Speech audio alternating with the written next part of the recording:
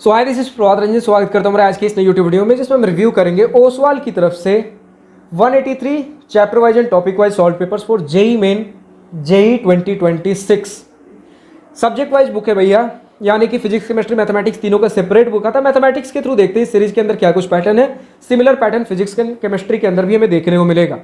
साफ साफ देख सकते हो, जेई मेन 2002 से 2025 यानी कि पिछले 24 साल के इसके अंदर PYQ chapter wise and topic wise देखने को मिलते हैं, best suitable for JEE 2026 exam.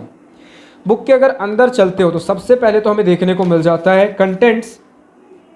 इसके अंदर सबसे पहले आपके कुछ preface, 10 tips to crack JEE Main, latest syllabus, trend analysis, एक JEE Main sample practice paper आपको देखने को मिल जाता है। उसके बाद जेई मेन जनवरी सेशन शिफ्ट 1 एंड 2 का मतलब कि सबसे पहले कि आपके पास जेई मेन 2025 के जनवरी अटेम्प्ट दोनों ही शिफ्ट का आपके जितने पेपर्स हुए उनके सॉल्व पेपर्स दिए गए।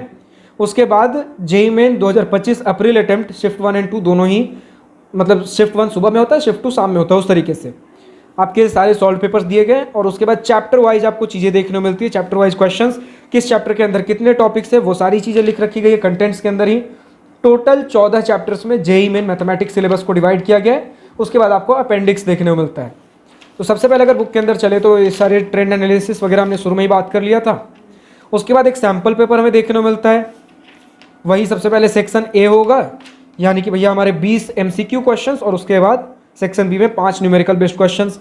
देन आंसर की हमें देखने को मिलता है भैया किस क्वेश्चन का करेक्ट आंसर क्या था, और उसके बाद वो किस पर्टिकुलर टॉपिक से बिलोंग करता था, ताकि अगर आपको भैया रिविजिट करना हो, अगर कोई क्वेश्चन वीक रह गया हो, नहीं समझ में आ रहा हो, तो कौन सा टॉपिक आपका वीक है वो पता कर सको और जाकर उन्हें आप क्विकली रिवाइज कर सको। उसके बाद सैंपल प्रैक्टिस पेपर का डिटेल्ड एक्सप्लेनेशन आपको देखने को मिल जाएगा।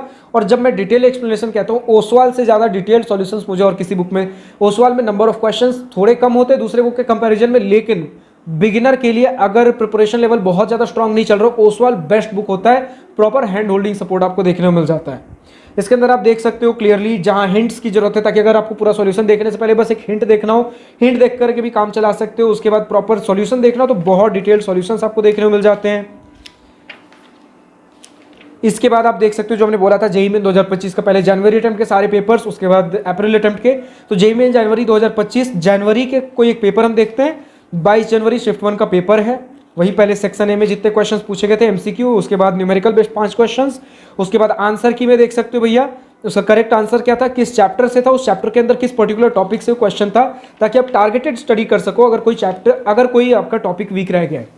तो ये वाले क्वेश्चंस आप अगर ध्यान से देखो तो 1 2 3 4 5 6 7 8 9 10 11 12 13 14 15 16 17 18 19 आपको सिर्फ और सिर्फ इस तरीके के आपको शिफ्ट वाइज पेपर्स देखने को मिल जाएंगे, ताकि अगर फुल सिलेबस आपको प्रैक्टिस करना हो वो कर सकते हो। और उसी के साथ आंसर की में आप देख सकते हो अगर कोई क्वेश्चन गलत हुआ है तो किस चैप्टर किस टॉपिक से गलत हुआ है, ताकि आप टारगेटेड रिवीजन कर सको। तो इसी तरीके के बाकी 19 पेपर होंगे। अब चलते हैं हम अपने पहले चैप्टर नहीं, हम हमेशा मैथमेटिक्स से परम्यूटेशन एंड कॉम्बिनेशन के साथ चालू करते हैं, क्योंकि जैसा देख सकते हो किसी बुक के अंदर 14 चैप्टर होता है, किसी के अंदर 30 चैप्टर होता है। मतलब कुछ चैप्टर को किसी बुक के अंदर क्लब कर देते हैं, किसी में एक्सपैंड कर देते हैं, बट परम्यूटेशन एंड कॉम्बिनेशन हमेशा अलग होता है, ताकि आप डिफरेंट बुक्स के ऐसे वीडियोस देख रहे हो, then number of questions compare कर सको। तो परम्यूटेशन एंड कॉम्बिनेशन के लिए चलते पेज नंबर 132 के ऊपर। तो सबसे पहले तो हमें मिलता है भैया एक माइंड मैप, यानी कि पूरे चैप्टर के जितने डिटेल्ड नोट्स, जो भी शॉर्ट नोट्स अगर खुद के नहीं बना रखे हो, देन माइंड मैप के रूप में आपको एक पेज में पूरे चैप्टर के नोट्स देखने को मिल जाते हैं। और उसके बाद आप आते हो चैप्टर के ऊपर, देन टॉपिक, जैसे मैंने बताया कि 2 topic chapter wise and topic wise है, तो इस चैप्टर को 2 टॉपिक्स में बांट रखा गया है। आपके परम्यूटेशन, जितना मैं वापस एक बार देख लूँ, परम्यूटेशन एंड कॉम्बिनेशन को कितने टॉपिक्स में बांटा है। ओके, परम्यूटेशन एंड कॉम्बिनेशन को टॉपिक्स में नहीं बांटा है, इसमें एक ही टॉपिक आपको एज अ होल देखने को मिलता है, परम्यूटेशन एंड कॉम्बिनेशन। बाकी डिफरेंट चैप्टर के अंदर डिफरेंट नंबर ऑफ टॉपिक्स हो सकते हैं, किसी में 2 टॉपिक्स, किसी में 3 टॉपिक्स भी हैं क्या, मुझे याद तो कोई टॉपिक नहीं, मतलब सिंगल पूरा चैप्टर दिख रहा है, फिर 2 टॉपिक दिखा है अभी तक। इंटीग्रल कैलकुलस में 3 टॉपिक है, आपका लिमिट कंटिन्यूटी एंड डिफरेंशिएबिलिटी के अंदर 4 टॉपिक है, कोऑर्डिनेट ज्योमेट्री में 3 टॉपिक, इस प्रकार से चीज़ें हैं। तो आपको टॉपिक वाइज इसके अंदर देखने को मिल जाता है, जिसके अंदर मल्टीपल टॉपिक्स हैं कि किस टॉपिक में 2020 से लेकर 2024 तक में कितने क्वेश्चंस पूछे गए हैं भैया। इंटीजर टाइप क्वेश्चंस का अलग से ब्रेकडाउन कर रखा गया है। फिर उसके बाद अगर आप देखो देन सिलेबस के अंदर कौन कौन से उस चैप्टर के अंदर सिलेबस दे रखा गया भैया, कौन कौन से छोटे छोटे टॉपिक्स हैं जिन्हें आप पढ़ सकते हो। कई बार यूट्यूब पे आप पढ़ते हो ना, टॉपिक वाइज वीडियो सर्च करते हो, तो इसमें आप टिक लगाते जा सकते हो जो जो टॉपिक्स पढ़ चुके हो। फिर उसके बाद आपको कुछ QR कोड देखने को मिलते हैं, जिसे मुझे जितना लगता है इन्हें स्कैन करके आप वीडियो सॉल्यूशंस की तरफ जा सकते हो। और उसके बाद आपको नोट्स देखने को मिल जाते हैं भैया, डिटेल्ड नोट्स अगर देख लो परम्यूटेशन एंड कॉम्बिनेशन के 1 2 3 4 5 पेजेस के हमें नोट्स देखने को मिल जाते हैं। ठीक है, ऑलमोस्ट 4.5 से 5 पेजेस के नोट्स। तो नोट्स भी हैं आपके पास, QR कोड के थ्रू कुछ वीडियोज वगैरह भी देख सकते हो।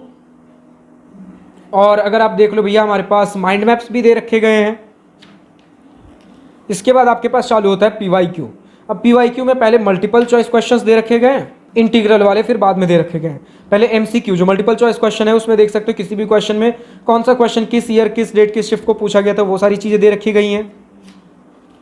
तो इस चैप्टर के अंदर टोटल MCQ 38 क्वेश्चन है। जैसा मैंने कहा कि ओसवाल के अंदर नंबर ऑफ क्वेश्चंस आपको कम मिलेंगे, लेकिन पूरा हैंड होल्डिंग सपोर्ट आपको, चाहे रिवीजन नोट्स चाहिए हो, फुल नोट्स चाहिए हो, डिटेल्ड नोट्स चाहिए हो, माइंड मैप चाहिए हो, डिटेल्ड सॉल्यूशंस चाहिए हो, यानी कि एक बिगिनर लेवल पे अगर बहुत ज़्यादा भी आपका बेस स्ट्रांग नहीं है, वहाँ से आपको हैंड होल्डिंग सपोर्ट सबसे बेस्ट ओसवाल का बुक दे सकता है।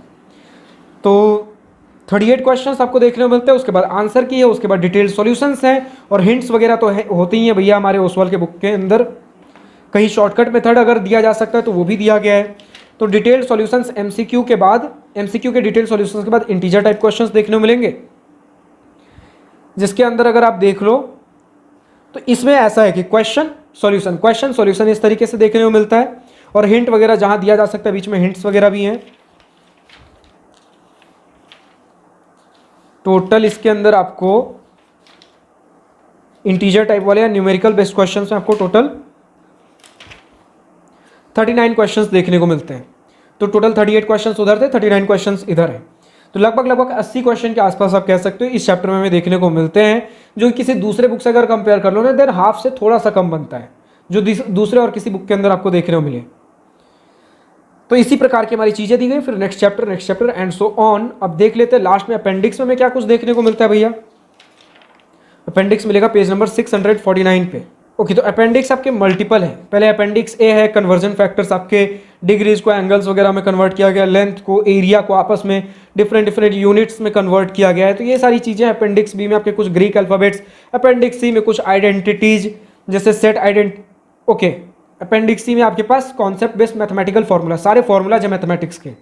पहले अलजेब्रा यूनिट 1 बनाया गया जिसके अंदर सेट आइडेंटिटीज है, सेट्स ऑफ नंबर्स है, बेसिक आइडेंटिटीज, कॉम्प्लेक्स नंबर, इस तरीके से डिफरेंट। अगर आप देख लो टोटल पूरे मैथमेटिक्स सिलेबस का फॉर्मूला 1 2 3 4 5 6 25 26 27 पेज में सिर्फ फॉर्मूले दिए गए हैं। तो अगर आपको फॉर्मूला भी अगर अलग से चाहिए वो भी दे रखा गया है। तो मैंने बताया स्टडी मटेरियल के हिसाब से बहुत कुछ देखने को मिलता है ओसवाल के अंदर। फिर अपेंडिक्स डी में कुछ फेमस मैथमेटिशियंस के बारे में 2-3 पेज में बताया गया है। फिर रोमन न्यूमेरल्स है अपेंडिक्स ई के अंदर, उसके बाद कुछ नोट्स लिखने के लिए पीछे जगह। तो ये इतनी सारी चीज़ें हमें इस बुक के अंदर देखने को मिलती हैं। अब अगर बुक पसंद आ रहा हो, परचेस करना हो, देन इस बुक के जितने भी परचेस लिंक्स अमेजॉन लिंक्स है नीचे डिस्क्रिप्शन में दिए गए, आप जाकर चेकआउट कर सकते हो, परचेस कर सकते हो। फिलहाल आज के इस वीडियो में इतना ही। अगर वीडियो पसंद आया हो देन लाइक शेयर सब्सक्राइब बिल्कुल करिएगा। और अगर कुछ दिल की बातें, कुछ मन की बातें लिखकर बतानी या पूछनी हो तो कमेंट सेक्शन आप ही के लिए तो है। Thank you for watching this video. Goodbye, nice day, wish you all the best for future, enjoy journey.